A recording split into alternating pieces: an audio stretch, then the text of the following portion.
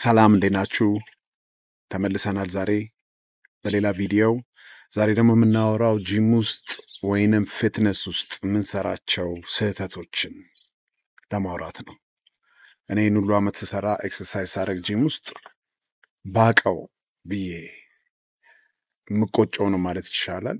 ያው ቀድማችሁ ብታውቁ ትጠቀሙበታላችሁ ብዬ የማስባቸውን ነገሮች ነው የምናወራው።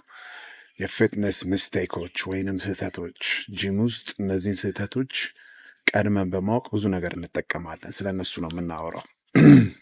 የመጀመሪያው ጂም ውስጥ ስንገባ አለማሟሟቅ ነው። ብዙ ሰው አያሟሟቅም። የሞኝ ነው የሚመስለው ማሟሟቅ ወይም ስትሬች ማድረግ። በጣም ወሳኝ ነገር ነው። ለኢንጁሪ እንዳንጋለጥ ከሚያደርጉን ነገሮች ውስጥ ዋነኛው ዋርም አፕ ማድረግ ነው።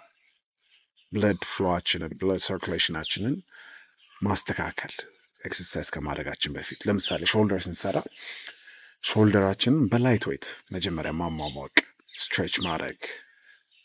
ቼስት የምንሰራ ከሆነ ሁሉንም ኤክሰርሳይዝ ስንሰራ መጀመሪያ በላይት በሆነ ዘለው ሄቪ ዌይት ላይ ብዙ ሰው ሲገባ ያለው። ይሄ ቀላል ኢንፎርሜሽን ሊመስል ይችላል፣ ግን በጣም ጥቅም ያለው ነገር ነው። ብዙ ሰው ይሸወዳል። መሸወድ የለብንም። ይህ ኢንፎርሜሽን ካወቃችሁ ትጠቀሙበታላችሁ። በደንብ አሟሙቀን ነው መጀመር ያለብን። ለምሳሌ ሌግ ዴይ ሾልደር ከሆነ ለምሳሌ ሾልደርን ኤክሰርሳይዝ የምናደርገው እንበል። ሾልደር ኤክሰርሳይዝ በምናደርግበት ጊዜ ላይት ዌይት ሚሊተሪ ፕሬስ ሊሆን ይችላል፣ ዳምፔል 5 ሊሆን ይችላል፣ 2 ሊሆን ይችላል። በእሱ አሟሙቀን ወደ ሄቪው ብንገባ በጣም ጥቅም አለው። ለኢንጁሪ አንጋለጥም። እኔ ያው I learned the hard way. ሁለቱም ሾልደሪ ዲስሎኬት ሆነዋል። ጂም ውስጥ የሚያውቀኝ ሰው ያውቃል። ከኔ ተማሩ ለማለት ነው። እና ማሟሟቅ አንርሳ። አንደኛው ይሄ ነው። ሁለተኛው ደግሞ ምንድነው? በጣም በከባድ ስለተሸከምን ማስል የምናወጣ የሚመስለን ፕሮግሬሲቭ ኦቨርሎድ ነው ወሳኝ። ቀስ እያልን ዛሬ ለምሳሌ በ10 ኪሎ ቤንች ፕሬስ ካደረግን ወይ ስኳት ካደረግን ነገ ደግሞ 1.5 ለምን አይሆንም 2.5 እያልን ነገም ባይሆን አሁንም ሞክረ ነው አንድ ሴት 2 ሬፕ ከሰራን በኋላ ቀስ እያልን ፕሮግሬሲቭ ኦቨርሎድ በአንዴ ከባድ ላይ አለመግባት። ይሄ ከኢንጁሪ ያድነናል፣ በእርግጠኝነት ነው የምነግራችሁ። ስለዚህ ጂም ውስጥ ገብታችሁ ለኢጎ ሊፍት የምታደርጉ ይሄ አስፈላጊ አይደለም። ኖባዲ ኬርስ። የቤቱን ሙሉ ብረት ለምን አታነሱት?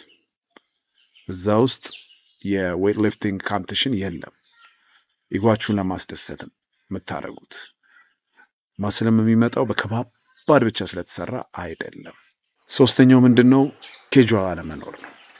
ፕላን አለማድረግ ወርክአውታችንን። ሰኞ ምንድነው የምንሰራው? ማክሰኞ ምንድነው የምንሰራው? ሮብ ምንድነው የምንሰራው? ሐሙስ ምንድነው? አርብ፣ ቅዳሜ በደንብ ፕሮግራም መደረግ አለበት።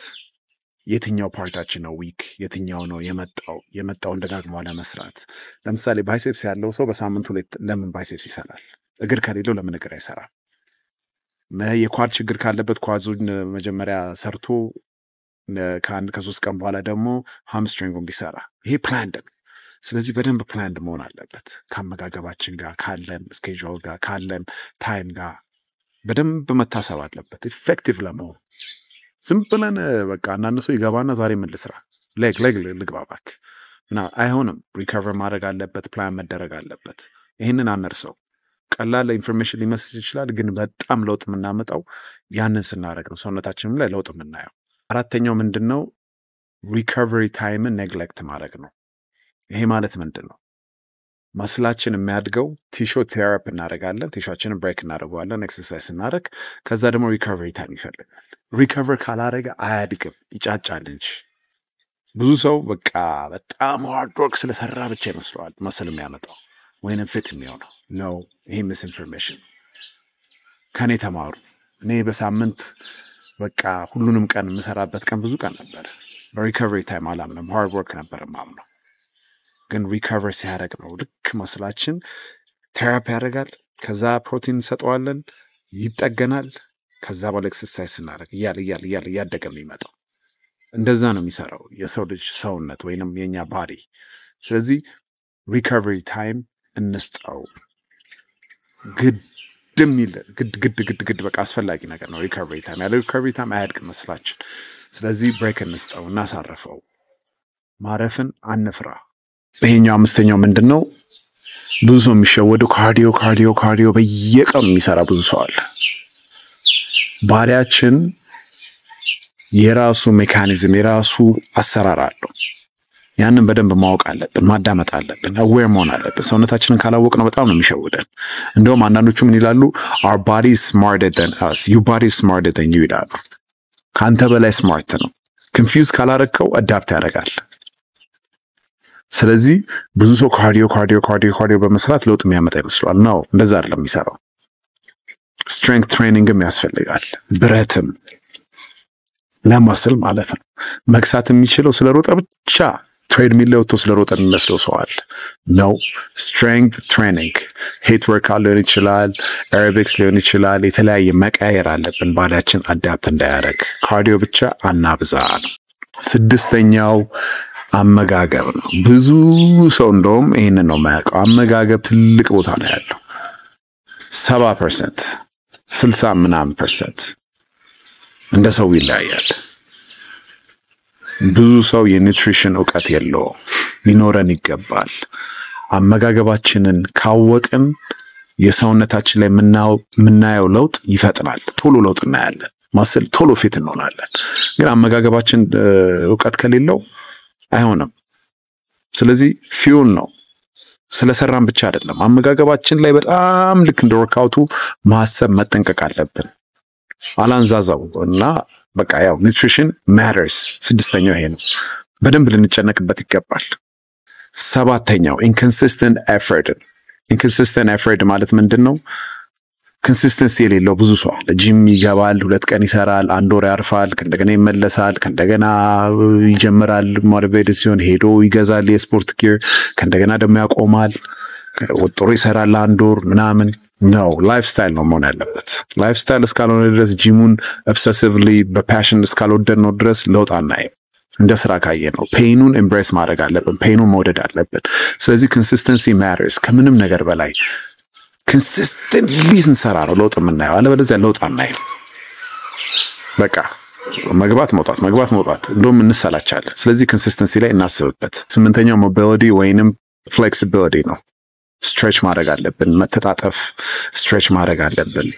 መስል ኖሮን ፍሌክሲብል ካልሆነን ስትሬች ማድረግ የምንረሳ ከሆነ መስላችን ይጎዳል። ስለዚህ ስትሬች ብዙ ሰው ያደርግ የብዙ ሰው ችግር ነው። ሌግ ዴይ ላይ ለምሳሌ ሌግ ሰርቶ ብዙ ሰው ስትሬች ሳያደርግ ነው የሚወጣው፣ የእኔንም ጨምሮ። አሁን የስትሬችን ብዙ ችግር አለብኝ፣ ግን ፍሌክሲብል መሆን አለብን። ፊት ብቻ ስለሆነ በቂ አይደለም። ፍሌክሲቢሊቲ ማተርስ። ስትሬች ማድረግ አንርሳው።